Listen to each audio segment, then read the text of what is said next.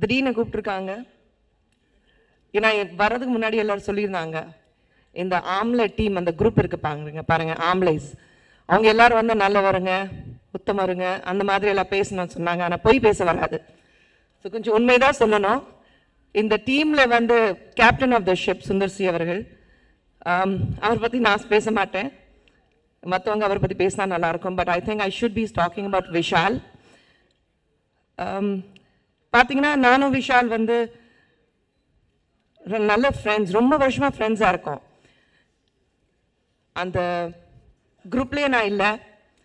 அவர் சினிமாவில் நடிக்க ஆரம்பத்துலேருந்து தெரியும் அவர். பட் ஒரு ஃப்ரெண்ட்ஸ்க்கு ஒரு குரூப் இருக்கணும், சேர்ந்து நடித்தா தான் வந்து ஃப்ரெண்ட்ஸ் ஆகும் அப்படிலாம் கிடையாது. ஒரு ப்ரொடக்ஷன்லையும் நான் ஒர்க் பண்ணதில்லை. ஜிகே ரெட்டி அங்கிள் ரொம்ப நல்லா தெரியும், பட் அவங்க கம்பெனியில் ஒர்க் பண்ணதே கிடையாது. ஸோ அதனால தான் எப்படி ஃப்ரெண்ட்ஸ் ஆனோன்னா தெரியல, பட் அவ்வளோ க்ளோஸ் ஃப்ரெண்ட்ஸாக இருக்கும். பட் இன்னைக்கு வந்து விஷால் சார் சுந்தர் சார் பார்த்தீங்கன்னா அந்த அளவுக்கு க்ளோஸ் ஃப்ரெண்ட்ஸாக இருக்காங்க. நடுவில் நான் என்னமோ அவங்க ரெண்டு பேருக்கு இடையில நான் வந்த மாதிரி ஒரு ட்ரையாங்கிள் லவ் ஸ்டோரிக்கு நடுவில் நான் அந்த ட்ரையாங்கிளில் வந்து நான் இருக்கிற மாதிரி ஒரு ஃபீல் இன்னைக்கு இருக்கு. அந்த க்ளோஸ் அந்த அளவுக்கு அவங்க ரெண்டு பேரும் ஃப்ரெண்ட்ஸாக இருக்காங்க. ஒர்க்கிங் டீம், ஒர்க்கிங் அட்மாஸ்பியர் பார்த்தீங்கன்னா அந்த ஆம்லே செட்ஸில் வந்து அவ்வளோ ஈஸி கோயிங். எல்லாரும் வந்து ஒரு சின்ன கூட டென்ஷன் இல்லாமல் அப்படி இருந்தாலும் அதை வெளியே காமிக்காம அவ்வளோ கம்ஃபர்டபுள் ஒர்க் இருந்தது. அதுக்கும் அவ்வளோ கம்ஃபர்டபுள் ஒர்க் ஏன் இருந்ததுன்னா நான் அதிகமாக செட்டுக்கு போகல, அதனால தான் அந்த ஒர்க் கம்ஃபர்டபுளாக இருந்ததுன்னு விஷால் சார் அப்பப்போ சொல்லுவார். பட் இன்னைக்கு இந்த இசை விளையாட்டு விழா அப்படி சொல்லும்போது கண்டிப்பாக ஆம்லேயுடைய கதாநாயகன் இன்னைக்கு வந்து ஹிப்ஹாப் தமிழா தான். ஆதி அவர் தான் வந்து ஒரு baby of the team of ஆம்லே சொல்லலாம். த யங்கஸ்ட் லாட், ஆனால் த மோஸ்ட் டேலண்டட் பிராட். ஏன்னா கண்டிப்பாக வந்து ஒரு தமிழ் சினிமா சொல்லும்போது புதுசாக வந்தால் அவங்கள உற்சாகப்படுத்தி அவங்கள ஒரு வரவேற்று கொடுத்து நீங்கள் நல்லா பண்ணுவீங்கன்னா சொல்லும்போது, முதல் படத்துலேயே பார்த்தீங்கன்னா இன்னைக்கு 2 சாங் நீங்கள் வந்து பார்த்துருக்கீங்க. ஆனால் எல்லா படத்துலேயும் அத்தனையோ பாடல்கள் அவர் வந்து பாடியிருக்கிறாரு, ஒரு சாங் தவிர. பட் எல்லா பாடல்கள் வந்து எழுதியிருக்காரு. So music as well as lyrics எல்லாமே வந்து ஹிப்ஹாப் தமிழா பண்ணியிருக்காரு. And I think for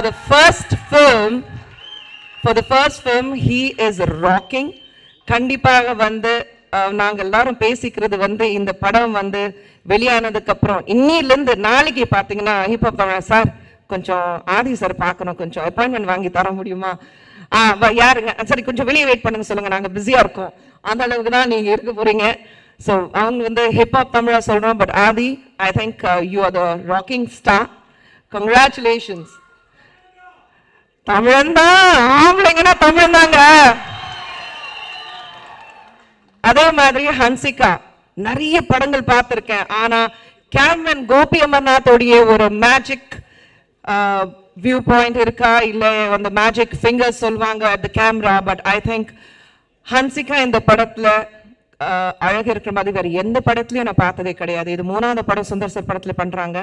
but I think இந்த படத்துல அந்த ஆம்லே படத்துல ஹன்சிகா வந்து ஒரு தனியா தெரியுறாங்க. எங்கே ஒவ்வொரு ஃப்ரேம் பார்க்கும்போது நம்மளே அறியாமல வந்து அவங்கள ரசிச்சுட்டு இருப்போம். ஸோ அந்த அளவுக்கு ஹன்சிகா அழகா இருக்காங்க. And every one, the entire star cast, ஒரு மல்டி ஸ்டார் காஸ்ட், ரொம்ப நாள் கழிச்சு ஒரு கம்ப்ளீட் மல்டி ஸ்டார் காஸ்ட் சொல்லும்போது ஆம்லே படம் இருக்கு. And all I can say this film will be great, fantastic. ட்ரெய்லர்ல பார்த்துருக்கோம். It's a complete entertaining commercial film. பொங்கலுக்கு வருது, பொங்கல் கொண்டாட்டம் தான். கண்டிப்பா ஆம்லே ஒரு பொங்கல் கொண்டாட்டம் தான். And last one but not the least, for my husband. Thank you, Mr. Sundarsi. Proud to be known as your wife.